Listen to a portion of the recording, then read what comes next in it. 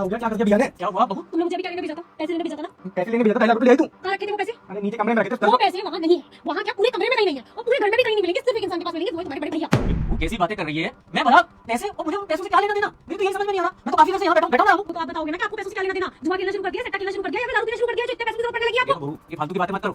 तुमने कब देखा कि मैं जुआ खेलता हूँ या सट्टा वट्टा खाता हूँ? हाँ तो बेरोजगार आदमी को और काम क्या होगा? मैं फालतू की बातें नहीं कर रही हूँ, फालतू तो आप रहते हो पूरे दिन और खाली दिमाग शैतान का घर, क्या पता क्या क्या चलता रहता होगा दिमाग में। दिव्या से बताओ बिल्कुल, क्या बोल रहे हो? तुम मेरे भाई के लिए कुछ बोल नहीं रही हो? बिल्कुल सही बोल रही हूँ मैंने तुमसे हमेशा से बोला था कि अपने बड़े भाई से बोलो कि जाके कुछ काम कर ले, कुछ काम कर ले। नहीं भैया का बिजनेस खराब हो गया है, किसी और की नौकरी वो करना नहीं चाहते, रहने दो ना, मैं किस लिए हूँ? लेकिन इंसान जब खाली बैठा रहता है ना तो उसके दिमाग में उल्टे सीधे फितूर आते हैं। तुम्हारे भैया ने पक्का कोई ना 2 नंबर का काम करना शुरू कर दिया, तभी ये 2.5 लाख रुपए चुरा रहे हैं। तो मैंने चोरी कब की है? एक सेकंड भैया, तेरे हिसाब से भैया ने पैसे चुराए? हाँ चुराए। तो ये बता दे कि भैया ने पैसे चुरा के कहाँ रखे? इन्होंने अपनी पीठ पे छुपा रखे हैं वो पैसे, डबल साइडेड टेप से छुपाए हुए तुम्हारे भाई ने पूरे 2.5 लाख रुपए। पीठ पीछे कोई पैसे नहीं छुपा रखे। कैसी बातें कर रही है? मैंने कहाँ पैसे छुपा रखे? ये देख कहाँ कर दिए पैसे? इन्होंने पैसे चोरी करके अपनी पीठ पे छुपाए थे, मैंने भी आंखों से देखा था। मैं पैसे ढूंढ रही थी, तभी मेरी नजर पड़ी कि ये ना उन पैसों को छुपा के डबल साइडेड टेप पे और अपनी पीठ पे लगा लिया ऐसे करके। बेटा मुझे इग्नोर मत करना। जो भी इस वीडियो को लाइक करके चैनल को सब्सक्राइब करेगा उसको 2 घंटे में खुशखबरी मिलेगी और कमेंट में हर हर महादेव जरूर लिख देना। अरे क्या फालतू के पास लगा दिया? तुम भैया के लिए ये बोल रही थी कि उन्होंने पैसे चुराए, तो मैं तुमसे कहाँ चुराए? तुमने पीठ पे बोला, अब वहाँ पे पैसे निकले तो अपनी बात नहीं कर गई। मैं तो बात से मैं तो अभी भी कह रही हूँ कि इन्होंने पीठ पे पैसे चुकाए थे। अरे बहू अगर पीठ पे पैसे चुकाए थे तो तुम्हें उसी समय मुझे टोक देना चाहिए था या तुमने चुकाए मेरे? नहीं, मैं बताता हूँ, पीठ पे पैसे चुके हुए हैं, लेकिन आपके नहीं। मैम साहब के किसके हुए? देखो मैम साहब के पीठ पे अरे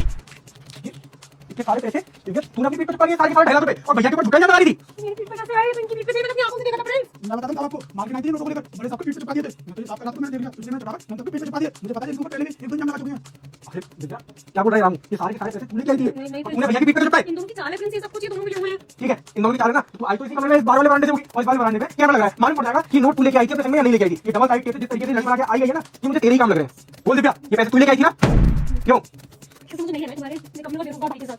अरे यार तुम कितनी मेहनत से कमाते हो, तुम्हारी सारी कमाई घर में चली जाती है, हम अकेले कुछ सेव नहीं कर पा रहे हैं, हमें हर चीज में अपने शौक लाने पड़ते हैं, अपना मन मारना पड़ता है, तब तक चलेगा ये सब कुछ, क्या फायदा इतना कमाने का जब हम लोग अपने ऊपर खर्च ही ना कर पाए। तो इनसे बोलो ना कुछ काम धंधा करे बाहर जाके। बस दिव्या बस, तो मालूम है अगर मेरे भैया भी अपने बचपन में यही बात सोच लेते तो आज हमारे मन में आ रही है तो आज शायद मेरी इतनी बड़ी बड़ी इंडस्ट्री नहीं होती। तो मालूम है मेरे भैया ने सिर्फ और सिर्फ मुझे पढ़ाने के लिए अपनी पढ़ाई छोड़ दी थी।